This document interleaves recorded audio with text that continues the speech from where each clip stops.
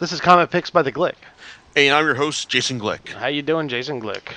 Okay, I'm just doing just fine, John. It's like finally beaten down my backlist for a while, but it's only going to get worse once Comic Con rolls around. Hey, if you didn't have a backlist, I mean, what would you do? I'd probably start, rereading stuff that I've meant to reread for a while. And in fact, that's going to be the subject of the podcast after this one, rereading stuff. But for this one, I'm actually going to talk about just like two series that are finding their way back from an awful, awful crossover. Okay. Yeah. Okay. So, title of this basically the two series I'm talking about right now are DC's Animal Man and Swamp Thing. Now, they're series with a pretty storied history in the DC universe. Back in the old days that we like to call the '80s. I mean, Alan Moore's run on Swamp Thing basically kind of like defined mature readers superhero comics, and Grant Morrison's take on Animal Man basically showed how a dramatically different take on a D-list character could actually make him into like a viable cult hero. Both of these series have some big mind share, and they basically mean something. I mean, whenever you say Swamp Thing and Ellen, you'll immediately think of Alan Moore and Grant Morrison's run on these respective titles. Or it's like may also think about of like Rick Veitch's like follow-ups on Swamp Thing, or Mark Millar's take to close out the first volume of the series, or even Brian Vaughn's run that they basically had focused on Swamp Thing's daughter. And Animal Man, well, okay, he kind of he's been kind of languishing ever since Grant Morrison. But I've ordered the first volume of Jamie Delano's run, so, that was several writers after Grant Morrison. So we'll see how that goes. Anyway, DC decided to give both of these characters their own titles again. It's like after. That's part of the New 52. Now Swamp Thing had a stellar launch team of Scott Snyder and Yannick Paquette, and expectations were high, but Animal Man had a lesser team in the form of like indie writer Jeff Lemire and artist Travel Foreman. Now, even though like Lemire had gotten some traction with his take on Superboy, it's like he was still an unproven writer at this point. And Snyder, well, he was still coming off like a really well received run on Detective Comics that basically got him Batman, and he also had his had American Vampire backing up his credentials as well. Still, once the New 52 hit, both titles emerged as critical and fan favorites. I really did like Lemire's Animal Man since it was a cool twisted take take on the character in the sense that he was. Yeah, you had Buddy Baker, still a Family Man hero. Still had animal powers that the power of being able to take any animal powers of any animal from that he could think of. But at the same time, he was also now the avatar of this thing called the Red, which basically represented all organic life on Earth. And it turns out that he was just that he wasn't just it's that he was his main job, though, was basically to safeguard his daughter, who's also going to be the real leader of the Red once she came of age. Now, Swamp Thing, on the other hand, was the leader of the Green, the avatar of the Green, basically the hero of all plant, the avatar of all plant life. And you had Alec Holland, basically finding the way the New 52 started was kind of weird in the sense that Alec had already divested himself of being Swamp Thing. And now had to face the road back and realizing that, hey, I actually want to be Swamp Thing again. So Lemire's take was more interesting in the sense he got some good traction out of like putting the Family Man superhero through a series of horror inspired approaches with his clashes against the Rot, which represented decay in the world. Now you had this balance between like the Green, the Red, and the Rot all keeping themselves in check, with the threat that the Rot was going to overwhelm them all. Now, Snyder's take was all right in the sense that he was just felt like he was just saying one set of tropes for another with Swamp Thing. Um, Both series were essentially telling two sides of the same story. Like we're approaching like this like elemental battle from two different directions, and it all culminated in this crossover called Rotworld, which is basically a which is basically kind of like an Age of Apocalypse style story for the DC universe in the sense that like we found out that Animal Man and Swamp Thing both screwed up in protecting the world from the Rot's avatar, Swamp Thing's foe Anton Arcane, and it turns out that the world has been in the future because they failed. Has basically been like taken over by the forces of of decay and evil. So you've got like characters like Zombie Superman and Evil Batman. It's like fighting our heroes. And if you've read my post on this, if you remember them, then you'll know that I thought this crossover sucked. It basically just felt like a boring, straightforward oh hey here's our heroes. We're basically like I'm putting them like I said we're putting them into this crossover where like they're it's like where the odds are stacked against them at every step of the way, and it's like and even when they succeed, the bad guys oh no wait, but I've got this. It's like type it's like that appeal, and it just felt just really ridiculous in the sense that you've got like all this everything was just so dark and evil, and it was just really and it was ultimately boring as well. It's like I was thoroughly disappointed with this. And at the very end, though, while I will concede that Snyder did manage a solid finish to his Swamp Thing run, with particularly with how Swamp Thing and his girlfriend Abigail how they wound up with in their respective roles. Jeff Lemire essentially broke Animal Man's appeal as far as I was concerned, in the sense that his son Cliff was killed like in the in the main timeline as well. So you've got and then his wife leaves him and takes his daughter, and let's see, Animal Man like all alone. His family man appeal broke. So just thinking like, God, this sucks, man. What where the hell can you go from here? So, but Chant, I'd like to say that if I wasn't playing on a podcast about tracing these series as they're coming back from this awful crossover, I wouldn't be buying them, but I probably would have bought them anyway. But this at least allows me to be productive about giving in to my completist impulse. And to be honest, I will say that at least both series manage an uptick as well. So at least specifically with Animal Man, because in Grant Morrison's run, I've said this, I talked about this briefly on the blog before, but Morrison pulled off a really horrifying twist about 2/3 of the way in on his run that you would that would theoretically be even more of a break the character's appeal even more, but in the end it turned out he wound up pulling a literal Deus Ex Machina to get Buddy's family back together again.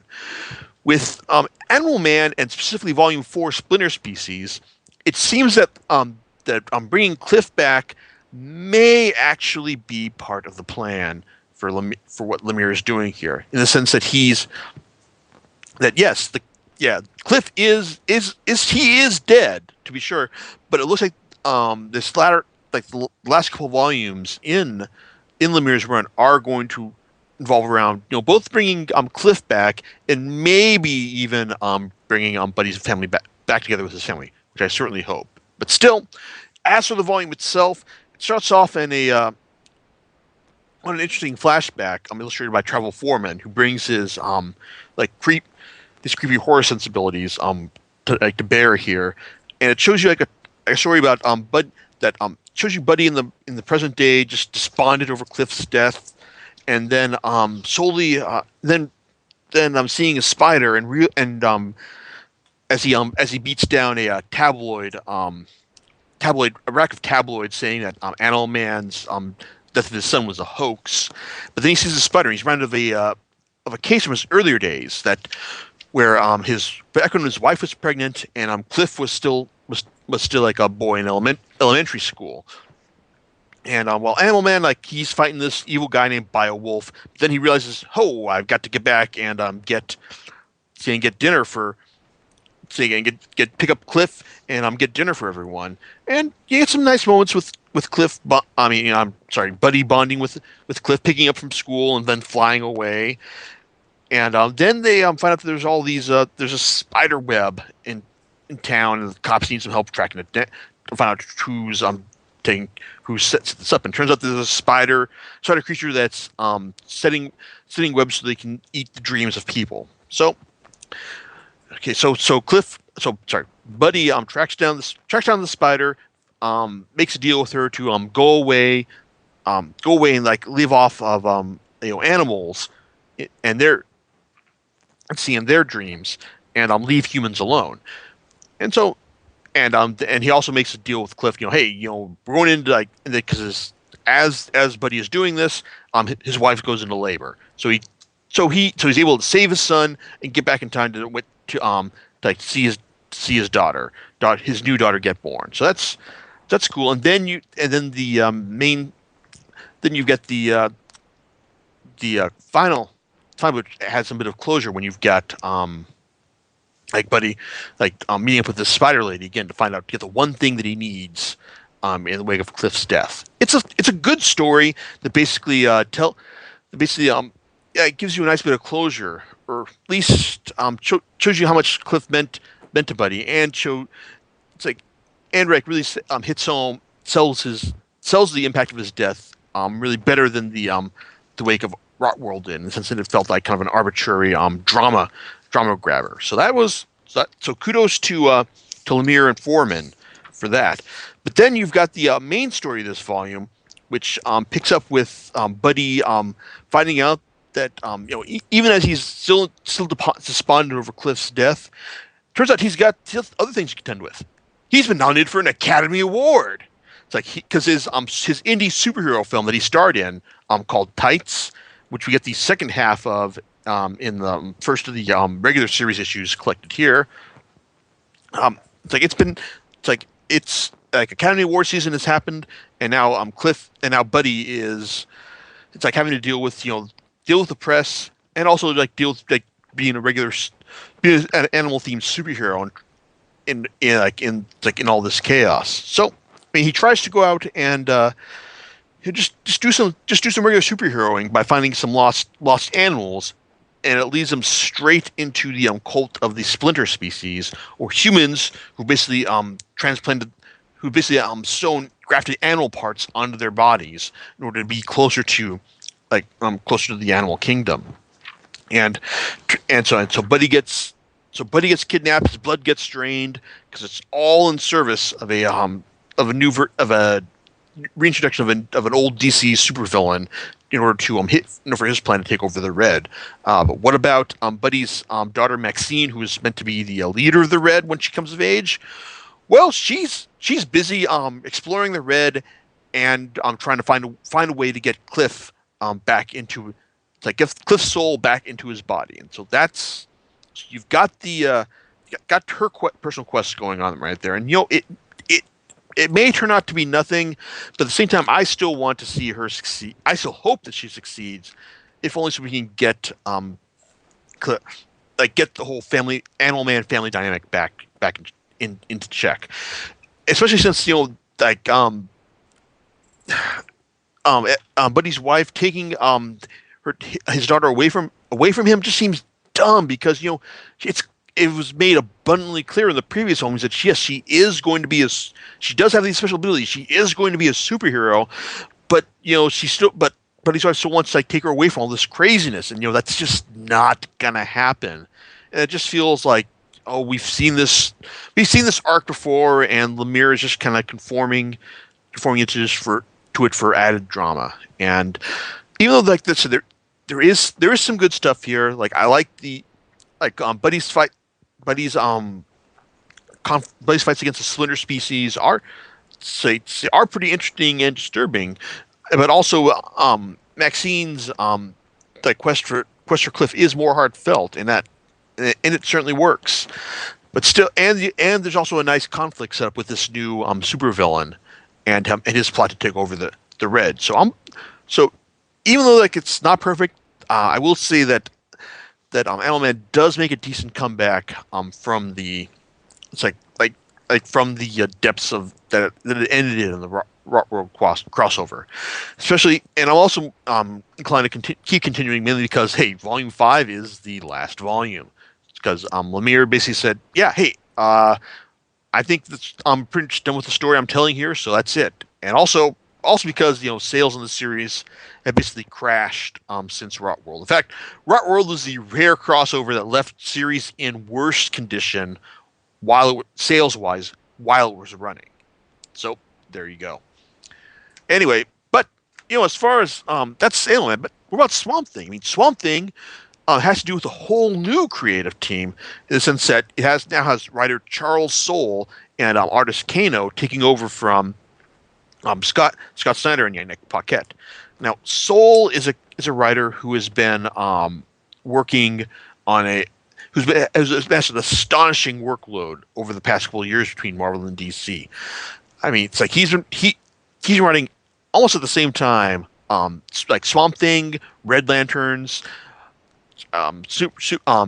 Batman, Wonder Woman, Superman, Wonder Woman, Thunderbolts, She-Hulk, and he's also doing the upcoming Death of Wolverine, and he's probably written a couple other series that and Letter 44 for Oni, but and I'm probably maybe one or two series that I'm forgetting right now. But the point is, the man has has um has picked up an astonishing workload, and you worry that hey, with all the stuff that he's been writing, I mean, like is he just really good at being punctual and on time, or is he just like the flavor of the month, kind of like this generation's Chuck Austin, who wrote like so many titles before everyone realized he was utter shit, and then never gave him any work again.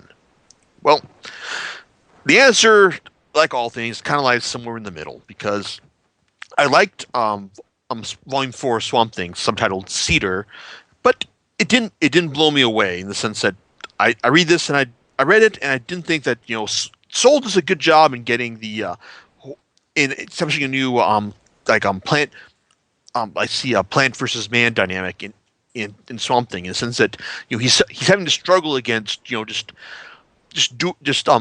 succumbing to what the green wants, and the green wants is to grow all over the world, but at the same time he just he's still Alec Holland, like a guy who became a plant, and now he has to deal with balancing his impulses of like his human side versus the people who empower him in the green.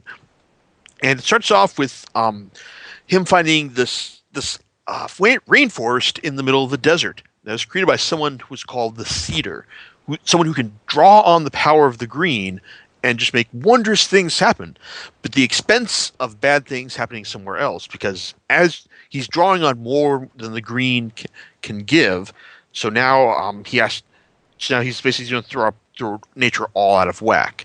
Now, as a result of Swamp Thing just trying to figure out what to do, it leads him to places like Metropolis, um, winding up in he winds up succumbing to one of Scarecrow's specialized fear toxins. Then Superman shows up to save the day, or get him back inside his head. And we also get a new character, Capuchin, who is a fearsome female fighter who invokes a form of sanctuary that one of Swamp Thing's predecessors established ages ago. That's kind of interesting in the sense that you get a sense of like history with the Swamp Thing, and Soul even ties it into the modern day threat as well. When Swamp Thing's predecessor decomposes before his very eyes. So then you've also got Swamp. You also had him. Let's see, traveling to Scotland to deal with a town that has also been visited by Cedar and has been given a great whiskey tree. Oh, and also it's also been visited by John Constantine as well. Now, Swamp Thing and Constantine have a unique relationship in comics in the sense that Constantine debuted in Swamp Thing's title. He was created by Alan Moore, after all, and went on for a very lengthy run that almost doubled the issues of Swamp Thing that Swamp Thing's original series had. So, so it's interesting to see them like show up here, and while they've got this like like frenemy relationship to them, it's like because while Swamp Thing has his like mystical duties, um, one of Constantine's things is he's always about cutting through mystical bullshit. Still, though, we get a interesting villainous take on Constantine here that actually feels pretty pretty consistent with his character as established by the Vertigo series, even though he's back in DC universe now.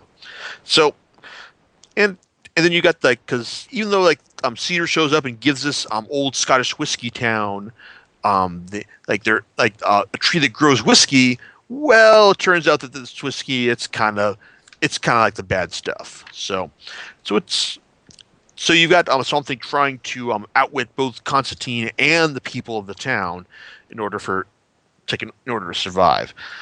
And the series, and then the volume wraps up with what is probably one of its stronger issues, and probably what has my favorite moment in it, in the sense that it's the Villains Month issue that focuses on Anton Arcane, and because of what he's done in the Rotworld crossover, Anton Arcane is in hell. Thing is, Anton Arcane's hell is a lot different than what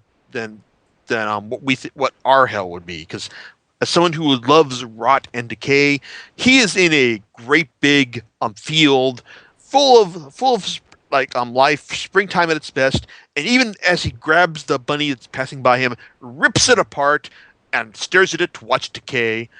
As soon as he diverts his eyes, the bunny, it's all better again. Arcane is stuck in a world without any rot and decay, and I just love seeing him suffer there. Of course, because he's Arcane, he can't stay there forever. And Abigail shows up, and essentially she serves as the vehicle to which he's going to get back in the game. But still, seeing Arcane suffer here was beautiful, and it's something that he has had coming for a long, long time. So I love that part. Nothing in the book really matches that sense of cleverness or joy, or gave me that sense of joy from seeing right here, but it's still a solid enough read.